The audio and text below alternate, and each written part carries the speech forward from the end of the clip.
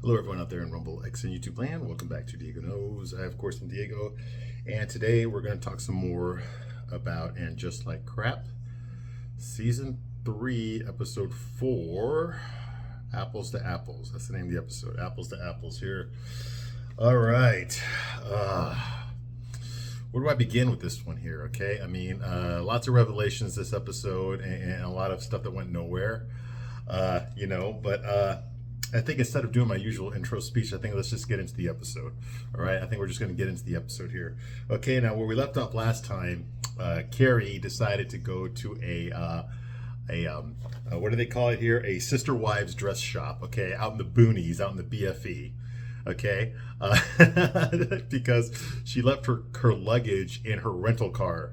Okay, that Seema rented, and Seema blew out the tires because she drove over some spikes, so they had to take the car away. Seema went back to New York. She had no purpose, no business in being in Virginia except to share some KFC and some Arby's with Carrie, okay, because that's healthy for you, okay? And she left to go worry about her job and worry about getting a boyfriend. Meanwhile, Carrie stayed in Virginia because Aiden showed up to save the day, but now Carrie has no clothes because her luggage, we don't know where her luggage is, and apparently she doesn't care.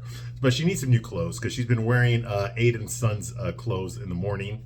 Very self-conscious about how she smells, that kind of thing. So she takes an ATV, which is like this terrain vehicle, and she drives it over about a mile away to the sister wives dress shop, where she buys a few outfits, some country stuff, some country summer dresses and stuff, which is weird because clearly Sarah Jessica Parker and Carrie Bradshaw are Jewish New Yorkers. Okay, they don't dress like us redneck. I'm not redneck, but they don't dress like the redneck, heartland people. The people that voted for Trump and and they're actually Christian and go to church. Things like they want to get married and have families, things like that. No, she's not one of those. Okay, those are all a bunch of inbred country western listening weirdos for her, right? No, she's with the stuffy Upper East Side Manhattan Jewish New Yorkers who are super wealthy, who do DoorDash and go to fine dining restaurants for breakfast, lunch, and dinner, and have nothing better to do than to hang out with their rich friends and spend their husband's money. Okay, while they don't work.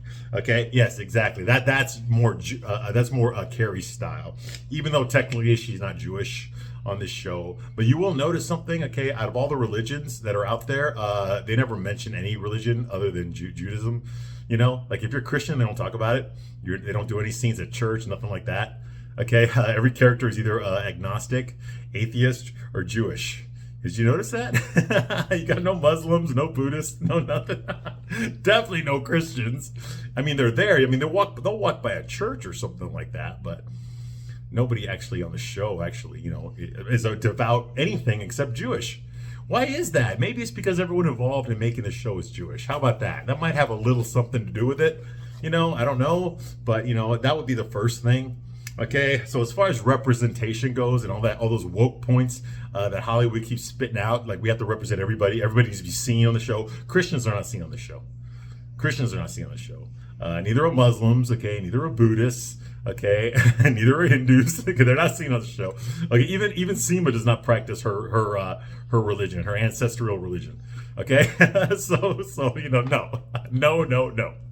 All right, there is no diversity. Okay, there is no diversity in the show. Everyone is a misandrist. Okay, everyone hates straight, especially straight white guys. But any guy that's straight, they're the enemy.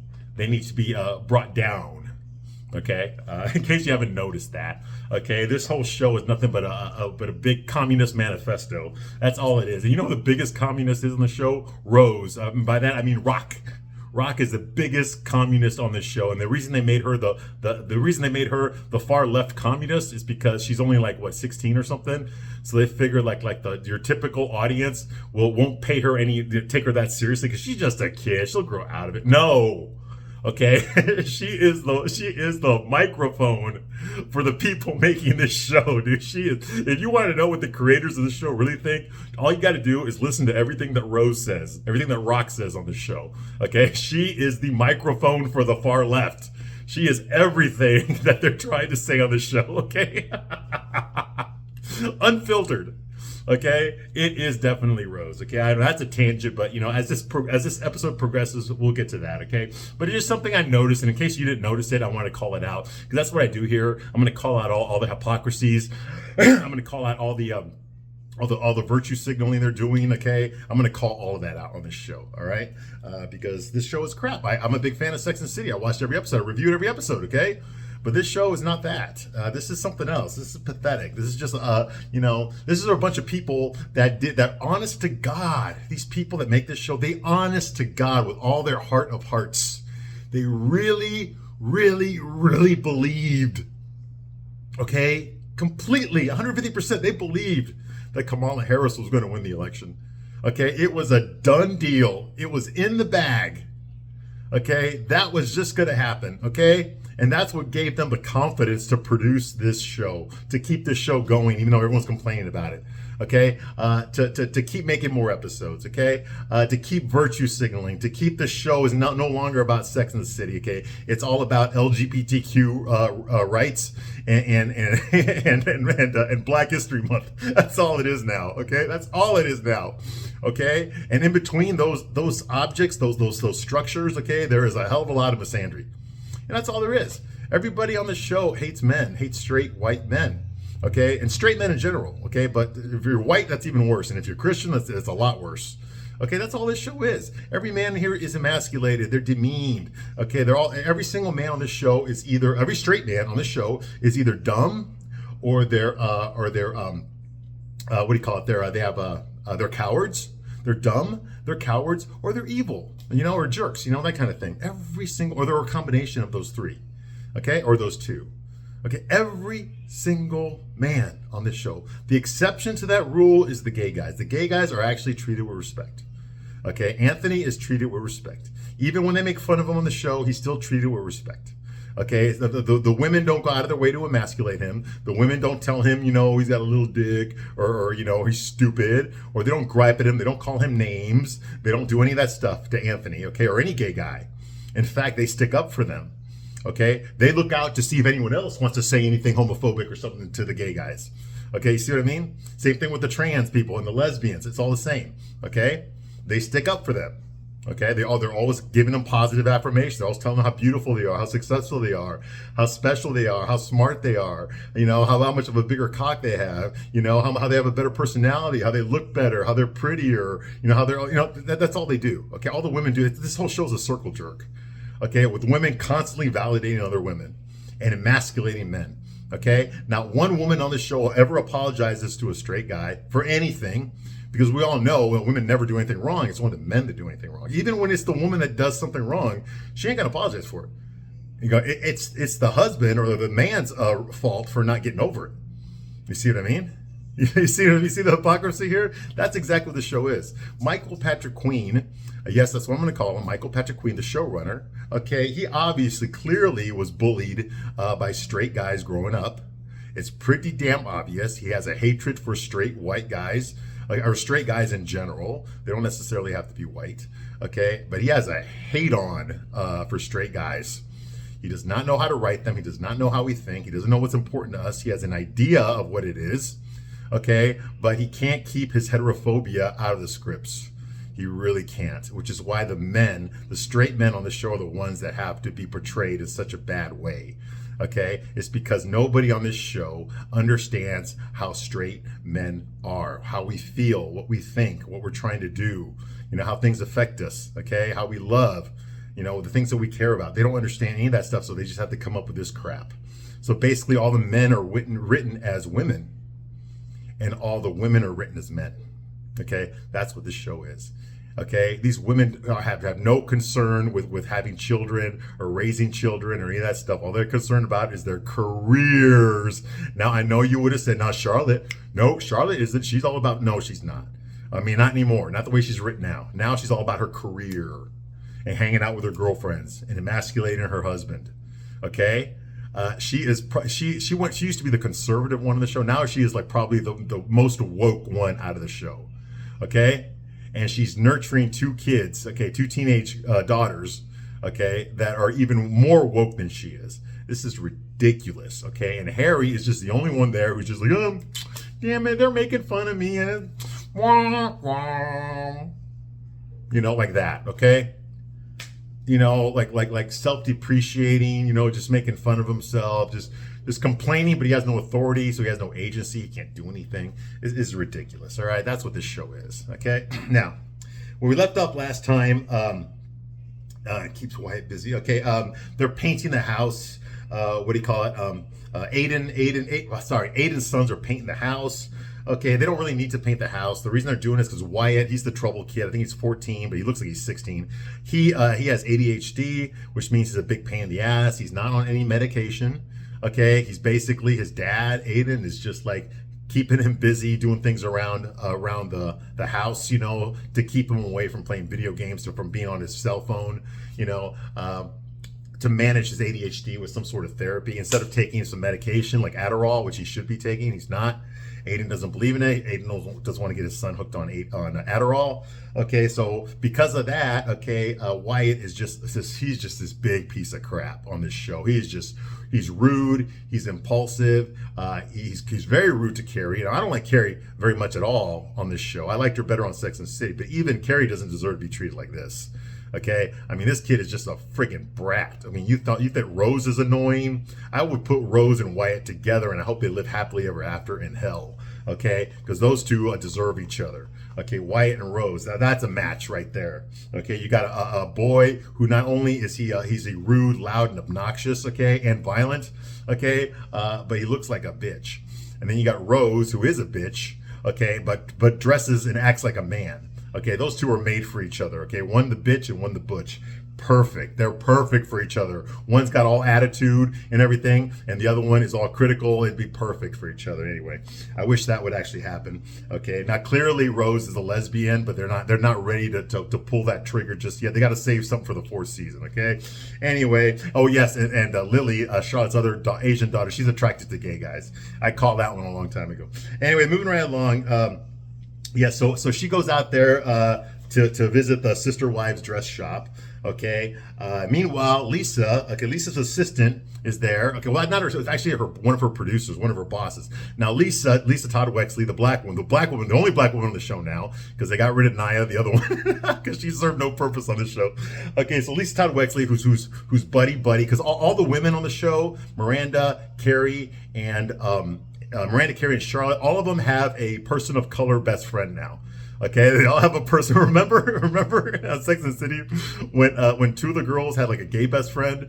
You had Stanford and Anthony, but Samantha had no friends except for Carrie and the girls, and Miranda had no friends except for Carrie and the girls. Remember that? Okay, well they changed that now. Now Miranda has a person of color best friend. Okay. Who was Naya, and then also and Shay was her lover. Now she's got Joy, who's a white lesbian. So she went from black woman to to Latino lesbian trans thing to now she's with just a lesbian, a woman who looks just like her, just as ugly as her, only she has longer hair and a British accent. But she's basically dating herself. Okay, and then Charlotte, of course, Lisa Todd Wexley, that's her person of color best friend, and of course Carrie's person of color best friend is Seema, who's supposed to be like a Samantha, like an Indian, a Hindu Samantha, but with none of Kim Cattrall's charm, none at all, none. Okay, yeah. So Lisa Todd Wexley is the black girl who's friends with Charlotte. Okay, and she is a film producer. She makes documentaries. She's been working on one for 9 years. Okay, on a bunch of pioneering black lesbian women. Okay, and her pioneering black lesbian friend editor Grace quit on her to go work for a pioneering black gay filmmaker named Steve McQueen. Yes, that's a real guy. I looked it up. It's not the white Steve McQueen. It's the black Steve McQueen. Anyway, so she left, so now she's got to hire a new editor, and because she hasn't been able to hire a new editor yet, she's stressing about it. She's been talking in her sleep. That's keeping her husband, Herbert, who's a sissy beta male, soy boy, limp dick, closet homosexual beta male, okay, who needs constant self-esteem, affirmations from his wife, okay? Yeah, it's keeping him awake at night. And rather than complain to her about it, he's just like, sweetheart, I'm trying to get some sleep, and I really can't. I'm trying to run for comptroller. Remember, you told me you wanted. Sweetheart, you're just too loud. You keep talking in your sleep, and I just want to get some sleep, please. Like that, like the pussy that he is. All right. Anyway, well, Lisa, of course, not going to apologize for that. Okay. She tells her that while she's at work here, she's going to interview another editor named Marion Odin. Now, Lisa is a racist. She absolutely hates white people. She tolerates white people. She doesn't like them. She sure as hell's not going to hire a white person, okay, much less a white man, to work on her documentary as an editor. It has to be a black woman, okay? And she tells her friend there, the Asian woman that works there, hey, listen, I'm ready to interview Marion Odin, and I hope she's good for the job. And her producer says, like, it's not a she. Marion is a man. A man. And she looks, he's like, well, there's no picture of him on IMDb. Like, why wouldn't he do that? Why wouldn't he have a picture of himself on IMDb? Okay, so and she says, like, I know I'm probably not allowed to say this, but does a man really have the sensibility needed to work on this documentary about pioneering black lesbian women? And the Asian woman says, you're right. You shouldn't be saying that. So they're making joke about her racism, okay? Not only is she a misandrist, she treats her husband like crap, but they're making jokes about her racism. And on top of that, she's a map. You know what a map is? A minor attractive person. She's that as well. Because last season she was lusting after like a 15-year-old boy. Okay, so no. And so was Charlotte. Okay, so no. She's not someone I can respect. All right? And it's not okay when women do it. Okay, when a man do it and then a woman does the same, it's not okay. Okay, it's wrong when both men and women do it. All right, so that's going on here, but the show doesn't know that, doesn't care. Okay, so that's what she says. Yes, it is misandrous. Okay, and everyone in front of the camera and behind the camera is a misandrist on this show. And if you don't know what that word means, look it up. Okay, y'all know what misogyny means. Okay, misogynist. Y'all know what that means, but you don't know what misandrous means or misandry. Look it up. I ain't gonna tell you. Okay, it's pretty damn obvious. Okay, so that's going on here, and of course, we meet Marion. He walks in the door. Okay, he's played by actor Mehcad Brooks, and of course, this guy looks like a damn NBA player. Okay, he's like 6'6" or something, and for his job interview, he wears like a green polo shirt, and he's got earrings and stuff and lip gloss. He just looks ridiculous. Nobody interviews for a job like this. Okay, dressed like that. Okay, you get kicked out of the office. But because this show is made by gay people, okay, and a bunch of white people pretending to care about what black people think, then, they're going to let this slide, okay? Because got to highlight how handsome this guy is. Now, Mehcad Brooks, okay, this guy, I've seen him before, okay? He was on Supergirl. Okay, Supergirl. Yes, that show that nobody watched, but it lasted like 5 or 6 seasons. Okay, yeah, that was another feminist woke show as hell. That's why I watched like a couple of episodes, and that was it. I'm a big superhero fan. I watched The Flash. I watched Arrow. Okay, I watched the first 3 seasons of Legends of Tomorrow, and then I quit watching that show. I did watch Batwoman because that show was so terrible that I was entertained by it. But Batwoman, sorry. But no, I did not really watch Supergirl because that was just nothing but man-hating woke crap. Okay, but here's an example. This guy, Mehcad Brooks, he played Jimmy Olsen on Supergirl. Okay, now if you know anything about superheroes or if you've seen the superhero movies, you know damn well Jimmy Olsen is white. He's a ginger. Okay, he has been since he was created. For the radio show back in the 1940s, for the TV show back in the 1950s, on the comic books in the 40s, he has always been a white guy.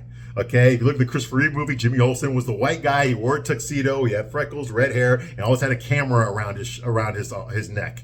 Okay, that is Jimmy Olsen. He's always been. He was a teenager. Okay, he was Superman's buddy, Superman's friend. He had a wristwatch. He could call Superman when he needed help. Okay, that was Jimmy Olsen. Okay, at work, when it comes to the Daily Planet, which is where Superman worked as Clark Kent, you had Clark Kent, Lois Lane, their boss, Perry White, who is now played by black guys, even though his name is Perry White. Okay, and Jimmy Olsen. Okay, Jimmy Olsen. Okay, and I'm sorry, but they were all white. Okay, comic books were created by Jewish people. Okay, who are white. Okay, and of course, the comic books were about people like them. All right, that looked like them. Okay, of course, they were white. Okay. That's not a crime, but today it is. So you have to race swap. So they race swap Jimmy Olsen into this big black, a 6'4" NBA player played by Mehcad Brooks to play Jimmy Olsen on Supergirl. Even though he's a good like 5 inches taller than the actor that actually played Superman, Tyler Hoechlin. Okay, so yes, how ridiculous is that? Okay, and we're all supposed to believe that this tall, big black guy is Jimmy Olsen. Okay, but he played Jimmy Olsen for several seasons on Supergirl. Like, I know I did not watch it, but I did watch the pilot episode, and he showed up as Jimmy Olsen. What the hell am I watching? That's one of the reasons I never watched the rest of the show. Well, so as soon as we introduced to Jimmy Olsen on the Supergirl show, it's a black guy. Are you out of your freaking mind? Get the fuck out of here. Now, one part where they did do correct casting is Mortal Kombat. You remember they made a Mortal Kombat movie a few years ago, which is infinitely worse than the Mortal Kombat movie of 1995, which I enjoyed. Okay, but they made one in 2021, I believe it was, or yeah, it was 2021. They made a Mortal Kombat movie. Okay, and one of the Mortal Kombat characters that you can play in the video game, his name is Jax, and Jax is a black guy. He is a black guy. He has these bionic arms. His real arms are gone, so they got replaced with robot arms. Okay, and he's a fighter. He's in Mortal Kombat. He's one of the good guys. He's with Liu Kang's side, and Johnny Cage and Sonya Blade. They're all like on the good guy's side. All right, he's one of the good guys. Okay, and in the new Mortal Kombat movie, which came out a few years ago, 2021, he played Jax. Now that was correct. That's what you call correct casting. Okay, to get a black character played by a black guy. That's good. That's the way you're supposed to do it. You see what I mean? Not a white character played by a black guy, okay, but a black character played by a black guy. You see what I mean? That's how you're supposed to do it, but not in woke Hollywood today. It doesn't really work that way. But luckily, Mortal Kombat is more of a Japanese thing, I think. So, they had to. They had to make a play. They're not going to cast a white guy to play a black character. They're never going to do that, okay? They're only going to cast a black person to play a white character. Like, it's never the other way around. Ever. It never is ever the other way around, okay? And so that's who this guy is, McCann Brooks. And he plays Marion, what's his name here? Marion Odin, okay? Marion Odin, okay? Now, this is not the first time I've heard the name Marion in reference to a man's name, okay? If you remember the movie Cobra, which came out in 1986 with Sylvester Stallone and his then wife, Brigitte Nielsen, was in it, okay? Cobra's real name in that movie was Marion Cobretti. Marion Cobretti. Cobra, okay? Yes. So maybe that's where they got it, but I doubt that Michael Patrick Quinn has ever watched a Sylvester Stallone movie. Okay, it's too masculine for him. Anyway, unless he was looking at his butt or something. Anyway, so that's going on here. So she meets this guy, okay? He's wearing sports glasses, earrings, a green polo shirt and stuff. This is just ridiculous. You don't go to a job interview like this. And he already knows all about her documentary. He says he caught it. He watched her documentary at some stupid ass theater. He said he played softball with Grace, the former black lesbian editor, okay, that just quit. So he already knows her, and he tells her, he says like, hey, listen, I will defeat you when we play softball against each other, but not in the editing room. In the editing room, I know my place and I do what I'm told. Like that, okay? Like he's trying to hit on her. Of course. Of course she's gonna fucking cheat on her husband, okay? I'm surprised that none of them have done it yet. Okay, it's ridiculous. It's not believable. These are all a bunch of bitches. These are all a bunch of bitches. Okay, of course they're not gonna be faithful to their husband. To any of their husbands. Anyway, so that's going on here. He tells her, of course, he's eating out her pussy again. Every character does that to all the women on the show. Your documentary is so great. I was quite moved by it. And by moved, I mean I took a shit. Okay. And you did such a great job despite all the challenges. I understand this is your baby, but you are so smart. You're so beautiful. Your cock is so much bigger than mine. You make a lot more money than me. Your kaleidoscope clothes make me jealous. I'm sure you have more gay friends than me. I'm sure you're a better lover than me. You got nicer hair than me. That's why I'm bald. Your earrings are nicer than mine. That kind of thing. And that goes on for about 20 minutes. Okay, and then he says she says, your documentary is so great, blah, blah, blah. Okay, and then he says but I get it. I'm not a woman. Only on paper, but not in person. And you want a woman, and unfortunately, I'm not a woman, okay? I'm not going to start acting like a woman until I'm a regular member of this show. So that's going on here, okay? And she tells him yes without telling him yes, okay? She says she's going to sleep on it. She's going to think about it and give him back an answer tomorrow, okay? So the next scene here is Miranda is talking to Carrie on the phone. Carrie is staying, they're at that sister wives dress shop. So Carrie's on her cell phone looking at all these country dresses and talking to Miranda on the phone. Carrie is staying in Virginia till Thursday, which it would be useful information if we knew what day of the week it was, but we don't. Okay. And she tells Miranda that Homer is normal. Homer is Aiden's second oldest kid. He's normal. He's nice to her. He's very friendly. All that, very enthusiastic that she's there. However, Wyatt is the pain in the ass. Okay, Wyatt is very antisocial. Okay, and Miranda, of course, changes the subject because she doesn't give a shit, which is weird because, you know, when it comes to Miranda and Carrie, or any of the characters at all, when Carrie's talking to any other woman, Carrie will always change the subject and make it about her problems. She never actually stays on whatever problem her friend is talking about. Okay, so if Carrie's talking about something, Miranda will immediately change the subject to talk about herself and her problems, and then Carrie will immediately change the subject to talk about herself and her problems. This happens probably since Sex and the City. I don't remember it happened that much on Sex and the City, but it happens in every episode here on this show. All right? So Miranda doesn't give a crap about that, okay? Because she just, all she cares about is that she wants to ask out Joy, the other white ugly lesbian who looks just like Miranda, only she got longer hair and she has a British accent. She all she cares about is asking her out. Get it? Her name's Joy. Get some joy in your life. Get it? Get it? I remember Carrie's puns being much better on Sex and the City than they are on this show. Anyway, the next scene here is Seema. Okay, now Seema finally meets Ryan Serhant. I mean, she saw him earlier, but then she walked out of the office and grabbed the bottle of champagne out of his hand. Okay, but now she's there in her office, and all of a sudden, Ryan Seahart, he walks in there because it's his company now.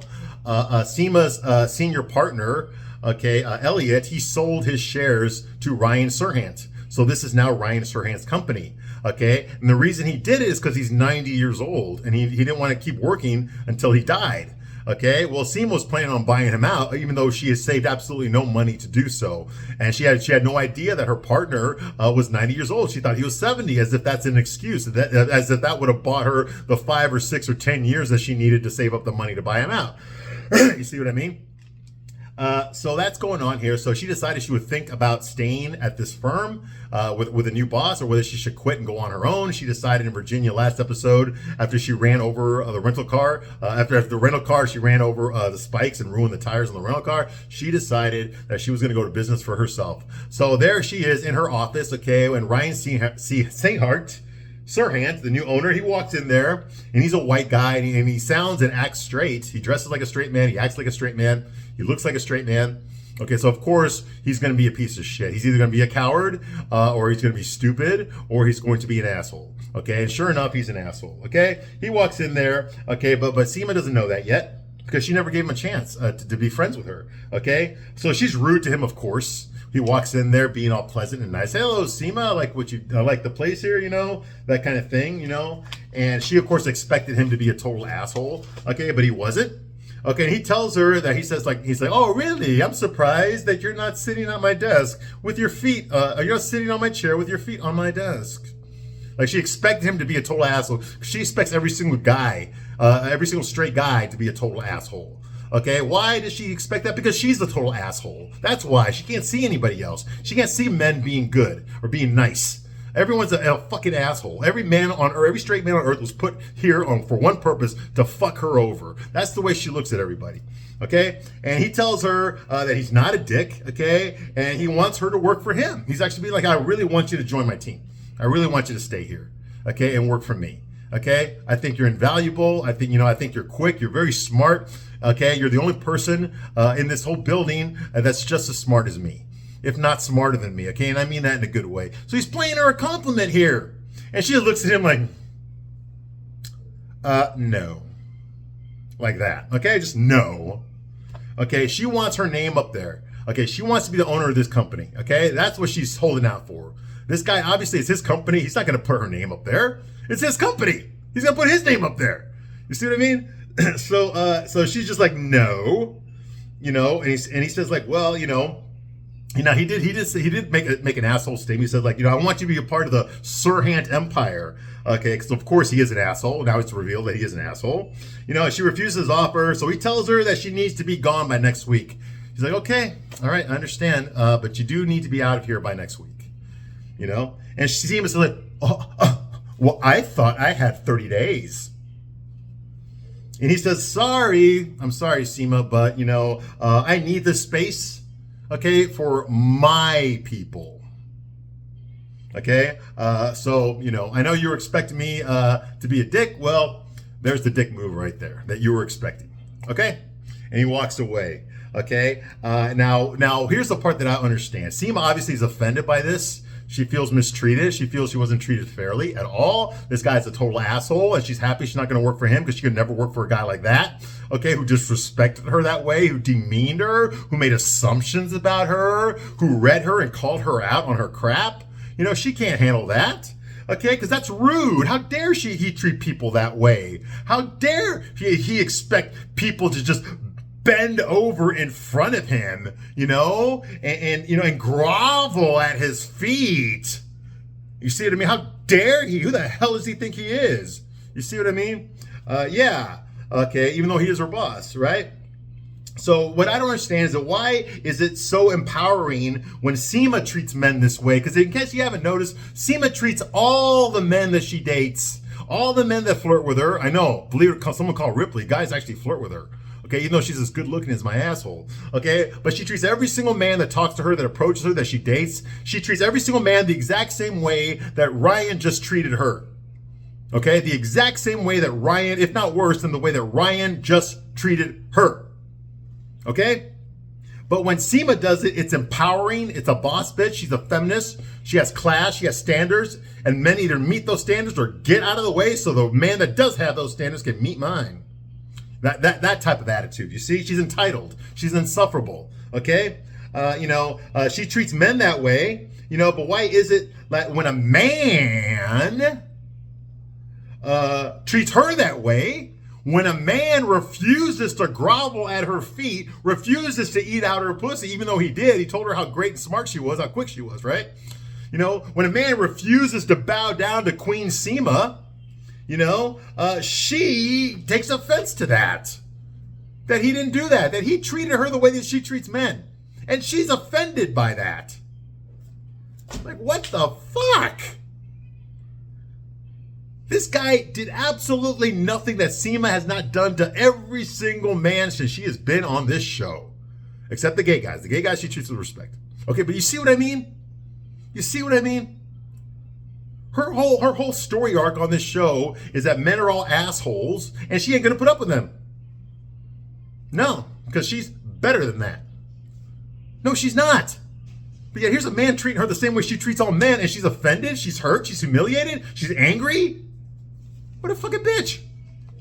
You know? So yeah, so I was just like, this is ridiculous. This is the height of hypocrisy. This is crap. All right, anyway. So I'm going to stop my review right here, but I'll be back shortly to continue my review of this piece of crap show. I thank you very much for watching this long, and I will see you soon on the next one. Bye.